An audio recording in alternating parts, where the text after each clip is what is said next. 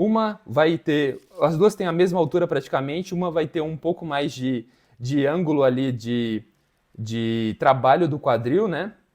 E a outra vai ter menos trabalho do quadril, mais trabalho do joelho. Isso por conta justamente do tamanho do fêmur. Fala mulherada, Thiago Batista na área. Vamos falar de treino. Hoje vamos falar sobre um exercício que todo mundo faz, agachamento. Eu tenho certeza que você faz no seu treino. E a questão aqui hoje é: você já comparou o seu agachamento com o agachamento de outra pessoa? Se você fez isso, muito provavelmente você cometeu um grande erro e eu vou esclarecer ele aqui hoje, então fica comigo até o final do vídeo. Lembrando, se você não é inscrito no canal, clica no botão aqui embaixo, se inscreva para receber os novos vídeos todas as semanas para deixar o seu treino cada vez melhor, cada vez mais eficiente e fazer com que os seus resultados sejam cada vez melhores. Então vamos lá. Então hoje a gente vai falar sobre padrão de movimento no agachamento. Então o agachamento meio que ele tem uma maneira de se fazer que todo mundo na internet mostra essa maneira de se fazer, essa postura no qual as pessoas realizam o agachamento, porém, existem outras maneiras no quais pessoas diferentes, com aspectos diferentes de segmentos corporais, a gente está falando aqui, né? Pessoas que são mais altas, mais baixas, ou possuem o osso ali do fêmur, que a gente vai falar bastante disso daqui, de diferentes tamanhos. Então isso altera o padrão do movimento ali no agachamento, mas não necessariamente isso é um erro. Eu vou mostrar para você aqui agora. Então a gente vai ver o primeiro vídeo para você entender de maneira bem fácil o que a gente está falando aqui. Então duas pessoas realizando o agachamento, porém uma realizando o movimento de uma maneira, jogando o tronco muito para frente, e a outra realizando de maneira mais ereta, com o tronco mais reto, mais bonita, mais estética, digamos assim. Porém, essas duas maneiras estão corretas. Então a gente vai ver aqui agora. Então aqui a gente pode observar justamente, as duas estão fazendo um agachamento com uma boa amplitude, porém a da direita parece muito que ela está justamente com uma postura inadequada, ou até mesmo ela está jogando muito o tronco para frente. Muita gente, até nessa questão de fazer vídeo dicas no Instagram, em redes sociais, acabam colocando como padrão que você não pode deixar o seu tronco cair para frente. Porém, como é que ficam essas pessoas aqui que têm uma estrutura no qual elas não conseguem fazer o back squat, que é o agachamento com a barra nas costas, dessa maneira da menina na esquerda. Então a gente vai ver um outro vídeo aqui para você entender o porquê que isso acontece. Então a gente vai ver um outro vídeo justamente explicando essa questão e com as mesmas, se eu não me engano, são as mesmas meninas aqui que ilustraram o primeiro exemplo, elas vão ilustrar esse segundo exemplo.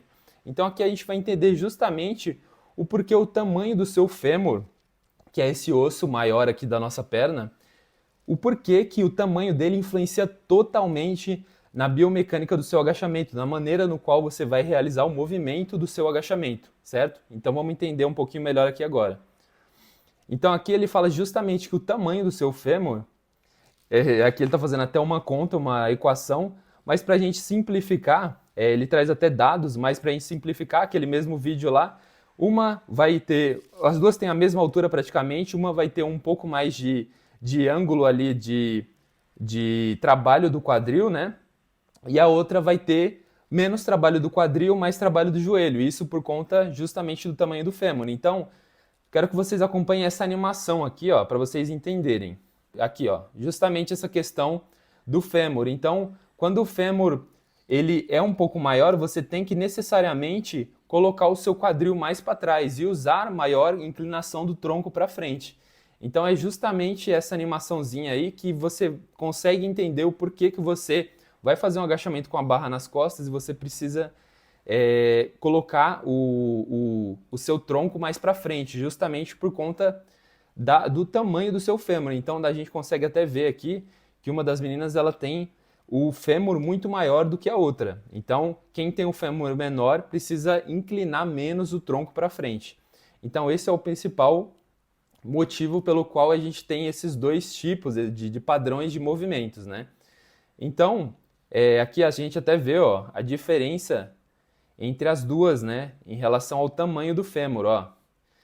As duas vão sentar um do lado do outro aqui, ó. E a gente vai conseguir ver aqui, ó, justamente o tamanho aqui, ó, a diferença entre os dois fêmurs, né? Então, uma tem Ele coloca até uma porcentagem aqui, mas uma tem um fêmur muito maior do que a outra, e isso ocasiona justamente esse maior trabalho da articulação do quadril e, consequentemente, você tem que jogar mais o seu tronco para frente, certo? E aqui a gente tem, por último, um detalhe, né? E aí ele tem um rapaz que ele está acompanhando aqui, no qual ele vai acompanhando o movimento da lombar, e quando ela vai começando, você vai começando a fazer o movimento de retroversão da pelve, que também é um outro movimento que eu evito muito as pessoas realizarem dentro do treino, justamente para não gerar essa sobrecarga lombar.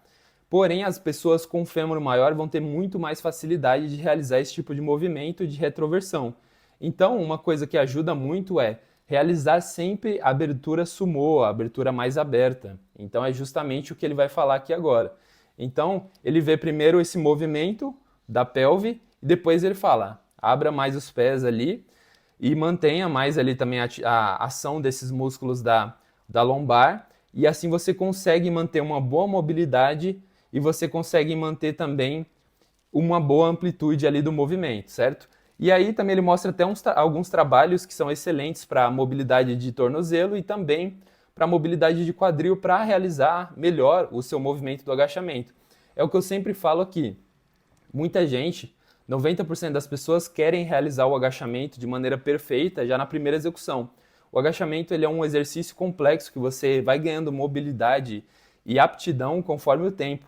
Então você não pode querer forçar em meses que você vai ganhar grandes amplitudes e ao mesmo tempo até ganhar força, ganhar performance no exercício, tudo em conjunto. Então você vai trabalhar, ora, um pouquinho menos de peso, um pouquinho mais de amplitude, vai trabalhar esses exercícios de mobilidade e você vai com isso melhorando aos poucos o seu movimento, lapidando o seu movimento, e com isso você vai ganhando amplitude e qualidade no movimento. Então você vai de maneira, assim como na vida, qualquer coisa que a gente aprende, a gente vai aprimorando com o tempo.